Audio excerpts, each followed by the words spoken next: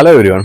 Last வீடியோவில் நம்ம பழைய வண்டி வாங்க போகும்போது என்னென்ன விஷயங்கள் பார்த்து வாங்குறதுக்கு முன்னாடி என்ன முடிவு பண்ணணும்னு நம்ம லாஸ்ட் வீடியோவில் சொல்லியிருந்தோம். இந்த வீடியோவில் நம்ம முடிவு பண்ணி ஒரு வண்டி பார்க்க போகிறதுக்கு முன்னாடி வண்டி இன்ஸ்பெக்ஷன் பண்ணி எப்படி வாங்கலாம் அப்படின்றத பற்றி ஒரு டெமோ மாதிரி இந்த வீடியோ பார்க்கலாம். என்னென்ன விஷயங்கள் நம்ம வண்டியில் பார்க்க வேண்டியிருக்கு நம்ம ஒரு செகண்ட் ஹேண்ட் வண்டி வாங்கும்போது அப்படின்றது நம்ம இந்த வீடியோவில் டீட்டெயில்ஸாக பார்க்கலாம். ஃபர்ஸ்ட் ஆஃப் ஆல் நம்ம வண்டி இன்ஸ்பெக்ஷன் பண்ண போகும்போது என்ஜின் சைடு ஒரு வாட்டி இன்ஸ்பெக்ஷன் பண்ணணும். அதே மாதிரி பாடியில் செக் பண்ணணும், இன்டீரியர் செக் பண்ணணும். இதெல்லாம் பார்த்தா நம்மளுக்கு வண்டி எவ்வளோ பழக்கம் இருக்குது, எவ்வளோ கிலோமீட்டர் ஓடி இருக்குன்னு நம்மளுக்கு தெரியும். கிலோமீட்டர்லாம் நம்மளுக்கு மாற்றுறதுக்கு வாய்ப்பு இருக்குது. கிலோமீட்டர் அட்ஜஸ்ட் பண்ணுவாங்க. அதனால் நம்ம உள்ளே இன்ஸ்பெக்ஷன் பண்ணாக்கா உள்ள இன்டீரியர் பார்த்தா நம்மளுக்கு ஓரளவுக்கு தெரிஞ்சிடும். பழைய வண்டியா புது வண்டியா, எவ்வளோ வருஷம் ஓடி இருக்கும், எவ்வளோ யூஸ் பண்ணியிருக்கான்னு தெரியும். வண்டி இன்ஸ்பெக்ஷன் வரும்போது நம்ம ஃபஸ்ட்டு பார்க்க வேண்டியது ஃப்ரண்டில் அடிபட்டிருக்கா இல்லை சேஞ்ச் இருக்கான்றது தான் பார்க்கணும். அதுக்காக ஃபஸ்ட்டு பார்க்குறது நம்ம போனட்டு தான். போனட்டில் ஏதாவது கலர் சேஞ்சஸ் இருக்கா அப்படின்னு தெரிஞ்சுக்கிட்டா அடிபட்டிருக்கலான்னு தெரியும். கீழே பார்த்தீங்கன்னா பம்பரில் அடிப்படுறதுக்கு ஈஸியாக சான்சஸ் நிறைய தான் இருக்குது. ஆனால் அது நம்மளுக்கு பெரிய வேலை கிடையாது. அடிப்பட்டாலும் மாற்றிருப்பாங்க, அது நம்மளுக்கு பெரிய விஷயம் கிடையாது. அடிபட்டிருந்தால் கூட நம்ம மாற்றிக்கலாம்னு பிரச்சனை கிடையாது. மெயினாக பானட்டு விண்ட்ஷீல்டு தான் பார்க்கணும். பெரிய அடிபட்டுருந்துச்சுன்னா அந்த பானட் விண்ட்ஷீல்டு உடஞ்சி அந்த டீட்டெயில்ஸ் செக் பண்ணால் நம்மளுக்கு தெரியும். டேட்டு, மேனுஃபேக்சர், கம்பெனியெல்லாம் போட்டிருப்பாங்க. பெரிய பானட்டும் கிளாஸும் சேர்ந்து அடிபட்டிருந்தாக்கா நம்ம அது செக் பண்ணலாம். அது நம்ம வீடியோக்கு உள்ளே பார்த்து உள்ளே சொல்கிறேன் என்ன செக் பண்ணணும்னு சொல்லிவிட்டு. இப்போ நம்ம போனட்டில் அடிபட்டிருக்கான்னு எப்படி பார்க்கணுன்னா, நம்ம டோப்பில் கலர் இருக்குது இல்லையா, டோப்பில் கலரும் போனட் கலரும் ஒன்றா இருக்கான்னு செக் பண்ணுங்கள். ஏன்னா அவ்வளோ சீக்கிரம் டோப்பில் அடிப்படாது. டோப்பில் என்ன தான் அடிப்பட்டு கலர் சேஞ்ச் பண்ணாலும் ஒரிஜினல் கலரோட மேட்ச் ஆகுது. அதனால் டோப்பில் எப்போவுமே நார்மல் கலராக இருக்கும், கம்பெனி கலர். அது இதோட மேட்ச் ஆகுதான்னு செக் பண்ணுங்கள். போனட் கலரோட மேட்ச் ஆகிடுச்சுன்னா இதோ அடிப்படலைன்னு தெரிஞ்சுக்கலாம். இந்த சைடில் பார்ப்போம். சைடில் போகும்போது இதே விஷயம்தான் பார்க்கணும். 2 டோர் இருக்குது பாருங்கள். 2 டோரு நம்மளோட இந்த மட்கார்டு பீஸு அதெல்லாம் பார்த்தீங்கன்னா ஒரே கலர் ஃபேடில் இருக்கா அப்படின்றது பார்க்கணும், பேட்டர்னில் இருக்கான்னு பார்க்கணும். ஏன்னா ஒரு டோர் அடிபட்டுச்சுன்னா மற்ற டோருக்கு அந்த கலரு காம்பினேஷன் செட் பண்ணுறது கொஞ்சம் கஷ்டமாக இருக்கும். அதனால் அடிபட்டிருக்கா இல்லைன்னு தெரிஞ்சுக்கலாம். அடிபட்டிருந்தாக்கா நம்ம டோனுக்கிட்ட கேட்கல எப்படி அடிபட்டுச்சு, சின்ன அடியா பெரிய அடியான்னு கேட்டு நம்ம தெரிஞ்சுக்கலாம். அதெல்லாம் ஒன்றும் பிரச்சனை கிடையாது. பின்னாடி பார்ப்போம். பின்னாடி சைடு செக் பண்ணும்போது எப்படின்னாக்கா கீழே பம்பர் சைடு ஈஸியாகவே அடிப்படுறதுக்கு நிறைய வாய்ப்பு இருக்குது. அதனால் அது ஒரு பெரிய விஷயம் கிடையாது, சின்ன செலவு தான். அது இருந்தாலும் நம்ம பிரச்சனை இல்லை. நம்ம எங்கே பார்க்க வேண்டியதுன்னா மெயினாக இந்த டிக்கி டோர் திறந்து பார்த்தீங்கன்னா உள்ளே அந்த சேஸ் பீஸ் இருக்குது பாருங்கள்.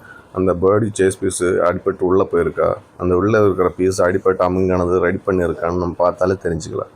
அது மட்டும் இல்லாமல் மேல் சைடு பார்த்திங்கன்னா இந்த கலர் சேஞ்ச் பண்ணிடுவாங்க, சேஞ்ச் இருக்கும். கலர் சேஞ்சு ரீபெயிண்ட் பண்ணால் நம்ம ஈஸியாக கண்டுபிடிச்சிடலாம். அதே மாதிரி இந்த டிக்கி டோரு மாற்றிருக்குவாங்க, அடிப்பட்டு மாற்றிருப்பாங்க, இல்லைன்னா ரீவர்க் பண்ணியிருப்பாங்க. என்னதான் ரீவர்க் பண்ணாலும் அந்த பீடிங் மாதிரி இருக்கும் பாருங்கள், அந்த பேஸ்டிங் பண்ணியிருப்பாங்க அந்த வெல்டிங் பீஸ்லலாம். அந்த வெல்டிங் பண்ணி பேஸ்டிங் பண்ணாலும் நம்ம சிலிக்கான் பேஸ்டிங், கம்பெனி பேஸ்டிங் பார்த்தா நம்மளுக்கு ஈஸியாகவே தெரியும். வெளியே நம்ம பண்ணால் அவங்க ஒன்று அந்த மெட்டல் பேஸ்ட்னால பண்ணுவாங்க, சில பேர் பீடிங் இந்த சிலிக்கான் அடிப்பாங்க. ஆனால் இருந்தாலும் இந்த ஒரிஜினல் கம்பெனியில் வர மாதிரி வராது. அது பார்த்தா நம்ம தெரிஞ்சுக்கலாம் அடிபட்டிருக்கு அப்படின்னு சொல்லிட்டு. நமக்கு தேவைப்பட்டுச்சுன்னா அவாய்ட் பண்ணலாம், இல்லைன்னா நம்ம ஓனர்கிட்ட பேசி கேட்டுக்கலாம். நெக்ஸ்ட்டு பார்த்திங்கன்னா நம்ம இந்த டோர் சைடு 4 டோர் சைடு பார்க்கணும். இங்கே 4 டோர் சைடு அப்படி சுற்றி பார்த்துட்டு ஏதாவது துரு பிடிச்சிருக்கா, கட்டிங் பண்ணி ஏதாவது ரீவர்க் பண்ணியிருக்கான்னு பார்க்கணும். இங்கெல்லாம் அடிபட்டுச்சுனாக்கா ரீவர்க் பண்ணுவாங்க, இங்கே கட் பண்ணி போட்டு புதுசாக பீஸ் தான் போடுவாங்க.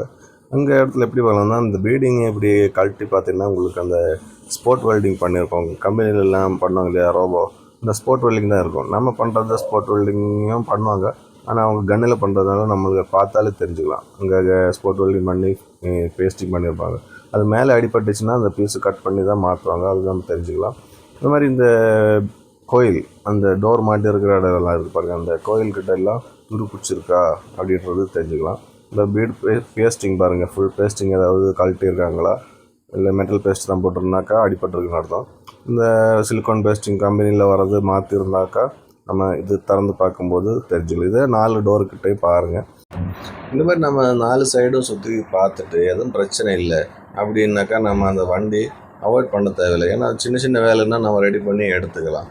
அந்த மாதிரி பார்க்க வேண்டியது என்னென்னா மெயினாக டிக்கி சைடு, ஃப்ரண்ட் சைடு, அந்த மாதிரி அண்டர் சேஸ் சைடு ஏதாவது பெருசாக அடி வாங்கியிருக்கு அப்படின்னாக்கா நாம் அதை அவாய்ட் பண்ணலாம். சின்ன சின்ன அடி அப்படின்னாக்கா நம்ம ஓனர்கிட்ட பேசிவிட்டு அந்த அமௌண்ட்டு நெகோஷியேட் பண்ணி நம்ம வாங்கிடலாம். ஏன்னா பழைய வண்டியில் சின்ன சின்ன வேலை இருக்க தான் செய்யும், நம்ம அதுக்காக அவாய்ட் பண்ணணுன்னு அவசியம் கிடையாது. அது இல்லாமல் நம்ம நெக்ஸ்ட்டு பார்க்க வேண்டிய விஷயம் அப்படின்னு பார்த்திங்கன்னா இந்த அண்டர் சேஸ் பார்க்கணும். மெயின் எப்படின்னா இந்த அண்டர் சேஸ் ரன்னிங் போர்டு ஃபுல்லாக துரு பிடிக்கிறதுக்கு நிறைய வாய்ப்பு இருக்குது. ஏன்னா அங்கே தான் சேரெல்லாம் அடித்து துரு பிடிச்சி போகுது, அதெல்லாம் ரெடி பண்ணக்கூடியதான். அது மாதிரி இந்த மாதிரி மட்காடுக்குள்ளே துருப்பு அடித்து போயிருக்கும், அதுவும் கொஞ்சம் பார்க்கணும். அது மாதிரி பின்னாடி வீல் ஆர்ச்சுக்குள்ளேயும் துரு பிடிச்சிருக்கா அப்படின்னு பார்க்கணும். ஏன்னா இந்த இடத்துலலாம் துரு பிடிக்கிறதுக்கு நிறைய வாய்ப்பு இருக்குது. துரு பிடிக்கிறது பிரச்சனை இல்லை, மெயின் அந்த சஸ்பென்ஷன் மாட்டுற இடத்துல ஏதாவது துரு பிடிச்சிருக்கா நம்மளுக்கு அது பெரிய பிரச்சனை வேலையில் கொண்டு வந்து விட்டோம். அதனால பெரிய அளவுக்கு துரு பிடிச்சுன்னா அதை அவாய்ட் பண்ணுறது தான் பெஸ்ட்டு. மெயினாக இந்த சஸ்பென்ஷன் சைடில் இந்த சஸ்பென்ஷனில் மாட்டக்கூடிய லோவர் ஆர்ம் மாட்டக்கூடிய ஏரியா, அந்த சேஸ் ஒரு சேஸ் இருக்குது, பெரிய சேஸ் இருக்கும், லோவர் ஆர்ம் அந்த சப்போர்ட்டரில் மாட்டுறாரு அந்த இடம் ஏதாவது துரு பிடிச்சி பெரிய அளவுக்கு போயிருக்கான்னு பார்க்கணும். அது மாதிரி இந்த அப்பரவுண்ட் சைடில் ஏதாவது துரு பிடிச்சிருக்கா அப்படின்னு பார்க்கணும். அந்த மாதிரி சஸ்பென்ஷன் மாட்டுற இடத்துல எல்லாம் துரு பிடிச்சிருக்கான்னாக்கா அது நம்ம ரெடி பண்ணுறதுக்கு கொஞ்சம் செலவு அதிகமாகும். அது வேலை நிற்கும், வண்டியும் ரொம்ப நாள் நிற்க வேண்டியிருக்கும். அதெல்லாம் மாற்றிடலாம்.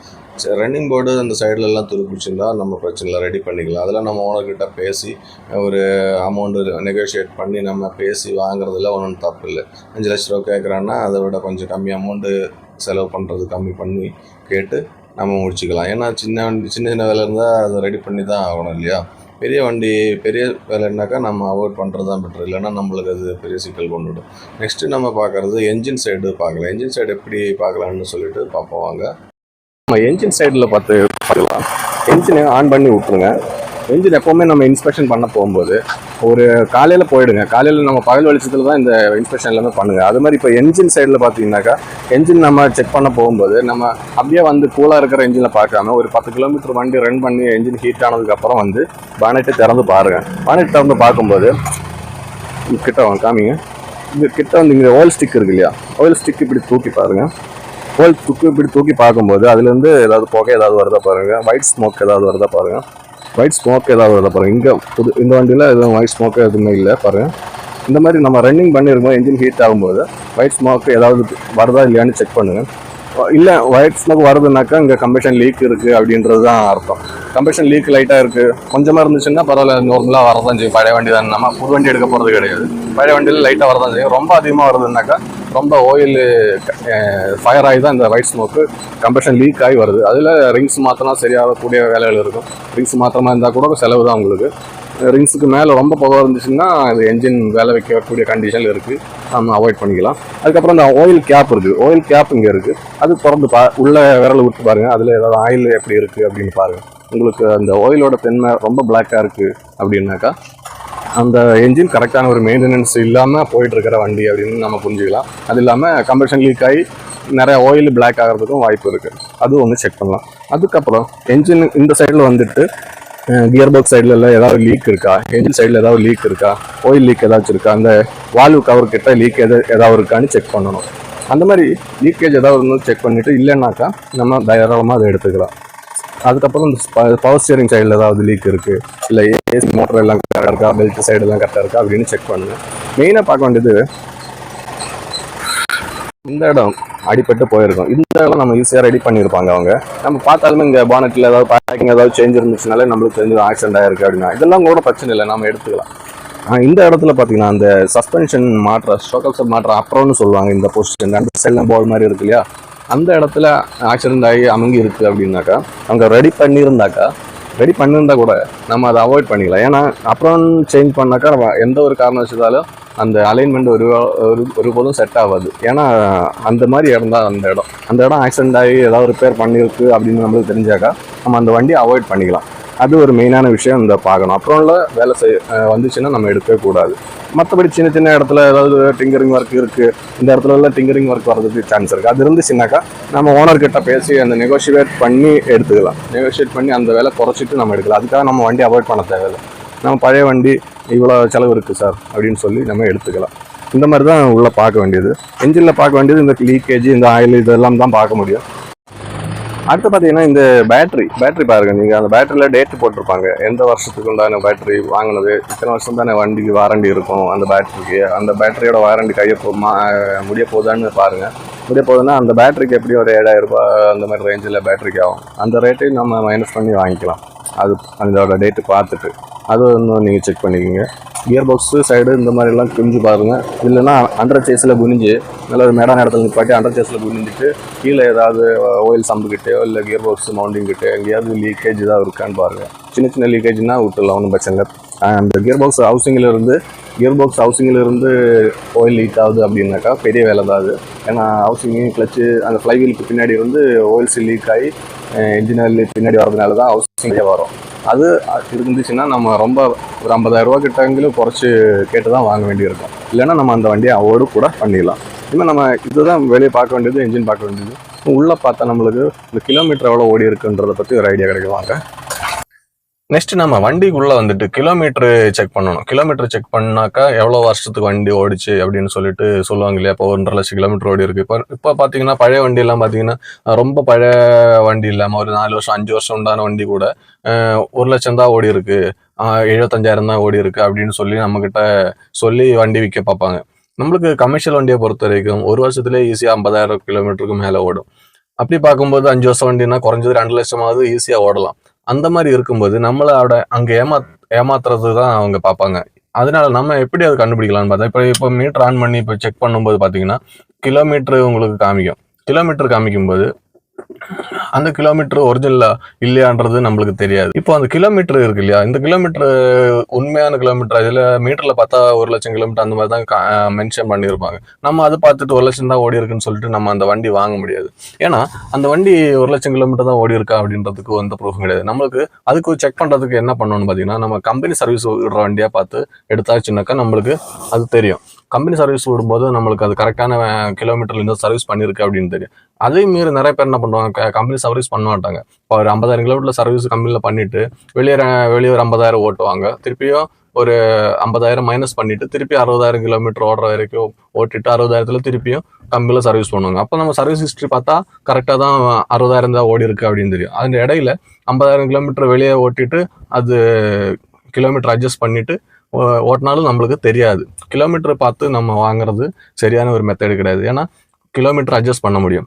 வேற எப்படி நம்ம செக் பண்ணலான்னு பார்த்தீங்கன்னா, நம்மளுக்கு இப்போ இந்த வண்டி பார்க்குறோம் இல்லையா, இந்த வண்டி பார்க்கும்போது ஸ்டியரிங் நம்ம கைப்படுற இடம், இந்த இடங்கள்ல ஹார்ன் பண்ணுற இடம், ஸ்டியரிங் பண்ணுற இடம், அது இல்லாமல் இந்த ஏசி சுவிச்சஸ், இந்த மாதிரி சுவிச்சஸ் எல்லாம் இருக்குல்ல, நம்ம டெய்லி கியர் நாபு இதெல்லாம் பார்த்தா நம்மளுக்கு தெரியும். ஒரு 5 வருஷம் வண்டி ரெகுலராக யூஸ் பண்ணுறாங்க, ரொம்ப யூஸ் பண்ணுறாங்க அப்படின்னா இந்த இடம்லாம் தேஞ்சு போயிடும். இந்த மாதிரி எழுத்துக்கள் கூட இருக்காது.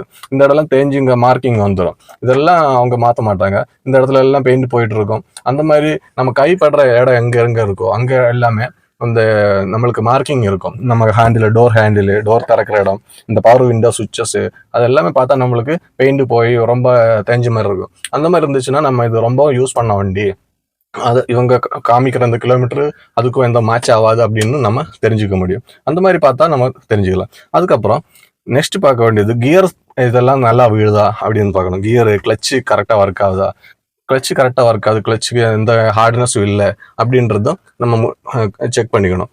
அதுக்கப்புறம் வண்டி ஸ்டார்ட் பண்ணிட்டு ஃபர்ஸ்ட் கியர் போட்டு பாருங்க, செகண்ட் கியர் போட்டு பாருங்க, அந்த மாதிரி தேர்ட் கியர் அந்த மாதிரி போட்டு பாருங்க. போட்டு பார்க்கும்போது எந்த ஒரு இடத்துலையும் கியர் பிடிக்காம விழுது அப்படின்றது கன்ஃபார்ம் பண்ணுங்க. ரன்னிங்கில் இது செக் பண்ணுங்க. அதே மாதிரி ரிவர்ஸ் போடுங்க. ரிவர்ஸ் போடும்போது எந்த ஒரு இது இல்லாமல் ஹார்டும் இல்லாமல் எந்த ஸ்மூத்தாக விழணும். அந்த மாதிரி இருக்குனாக்கா கியர் பாக்ஸில் எந்த பிரச்சனையும் இல்லைன்னு நம்ம தெரிஞ்சுக்கலாம். அதுவும் ஸ்மூத்தாக இருக்கணும். ஏதாவது ஹார்டாக விழுது அப்படின்னாக்கா அந்த கியரில் சிங்க்ரனைஸ் யூனிட்டில் ஏதோ ப்ராப்ளம் இருக்குது, நம்மளுக்கு வேலை வைக்கிறதுக்கு சான்ஸ் இருக்குது. அதனால நம்ம அது பார்த்து வாங்கிக்கலாம். அது மட்டும் இல்லாமல் இன்டீரியர் எல்லாம் பார்த்தீங்கன்னா நல்லா நீட்டாக வச்சுருக்காங்க அப்படின்னாக்கா, க்ளீனாக இருக்குது வண்டி அப்படின்னாக்கா நம்ம கரெக்டான ஒரு மெயின்டெனன்ஸ் பண்ணுற ஆளுங்க தான் அந்த வண்டி ஓனரு அப்படின்னு நினச்சி நம்மளால் வாங்க முடியும். இந்த மாதிரி சின்ன சின்ன விஷயங்கள் எல்லாமே நம்ம செக் பண்ணி டோட்டலாக பார்த்துட்டு ஏதாச்சும் வேலை இருந்துச்சுன்னாக்கா அந்த வேலைக்கு உண்டான காசு மட்டும் நம்ம குறைச்சிட்டு, இப்போ ஒருத்தர் 5 லட்ச ரூபா கேட்குறாங்க அப்படின்னாக்கா அந்த வண்டியில் ஒரு 1 லட்ச ரூபாய்க்கு வேலை இருக்குது அப்படின்னாக்கா அந்த 1 லட்ச ரூபா நம்ம மைனஸ் பண்ணி 4 லட்ச ரூபாய்க்கு பார்கெயின் பண்ணி பேச முடியும். ஏன்னா இன்சூரன்ஸும் செக் பண்ணுவோம். அதே போல் இன்சூரன்ஸ் மெயினான விஷயம். இன்சூரன்ஸ் நம்ம செக் பண்ணும்போது அது இன்சூரன்ஸ் முடிய போகுது அப்படின்னாக்கா, இன்சூரன்ஸு எஃப்சி பெர்மிட் ஏதாவது ஒன்று முடிய போகுதுன்னாக்கா அந்த அமௌண்ட்டையும் குறைச்சி தான் கேட்கணும். ஏன்னா அந்த அமௌண்ட்டு நம்ம வண்டி வாங்கின உடனே செலவு பண்ணக்கூடாது. அது நமக்கு நஷ்டம் தானே. அவங்க கேட்குற அமௌண்ட்லேருந்து அது மைனஸ் பண்ணி தான் நம்ம அது வாங்கணும். நம்ம இவ்வளோ நேரம் சொன்ன டீட்டெயில்ஸ் எல்லாம் நீங்கள் கேட்டிருப்பீங்க இல்லையா. அதாவது நம்ம காலையில் போங்க, ஒரு இடத்துல வண்டி இன்ஸ்பெக்ஷன் பண்ண போகும்போது காலையில் போங்க. ஏன்னா ஈவினிங் நைட் அந்த மாதிரி போனீங்கன்னா நம்மளுக்கு கரெக்டாக பார்க்க முடியாது. காலையில் போங்க. காலையில் போயிட்டு அந்த வண்டியோட பாடியை சுற்றி பாருங்கள், 4 டயர் பாருங்கள், நல்லா இருக்குது அப்படின்ற கண்டிஷன் இருக்குது பாருங்கள். அது பார்த்துட்டு அதுக்கப்புறம் என்ஜின் சைடில் போயிட்டு லீக்கேஜ் இருக்கா இல்லை ஸ்மோக்கு வருதா அப்படின்னு பாருங்கள். பின்னாடி புகை வர்ற இடத்துல ஒயிட் ஸ்மோக் வருதா ப்ளூ ஸ்மோக் வருதா அது செக் பண்ணுங்கள். எல்லாம் செக் பண்ணிவிட்டு இன்டீரியர் வந்து பாருங்கள். இன்டீரியர் நீட்டாக இருக்குது. அப்புறமா கிலோமீட்டர் பார்த்துட்டு பிரச்சனை கிடையாது. கிலோமீட்டருக்கு பார்க்கறதுக்கு வேலை நான் என்ன சொன்னேன் இல்லையா, அந்த எங்கெங்கே தேய்மானங்கள் இருக்குன்னு பார்த்துட்டு நம்ம எவ்வளோ வருஷம் வண்டி பழக்கம்னு கண்டுபிடிச்சிடலாம்.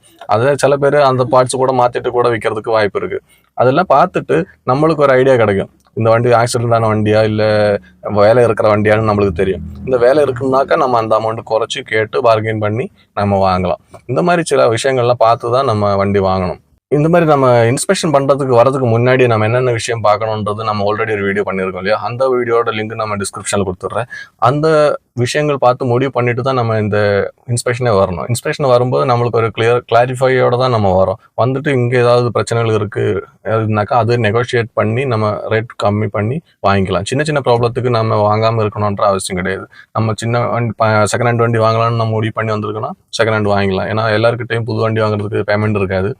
அதனால நாம் அதை பார்த்து வாங்கி வண்டி ஒர்க் பண்ணிக்கலாம். இந்த வீடியோ உங்களுக்கு யூஸ்ஃபுல்லாக இருக்கும்னு நினைக்கிறேன். அடுத்த வீடியோவில் பார்க்கலாம். நன்றி, வணக்கம், பை.